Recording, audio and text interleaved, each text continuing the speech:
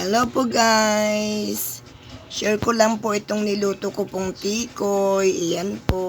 O, yan po. Yan po yung maliit na tikoy po. Yan. Yan lang po. Konti lang po yan. No? Nilagyan ko po yan ng itlog.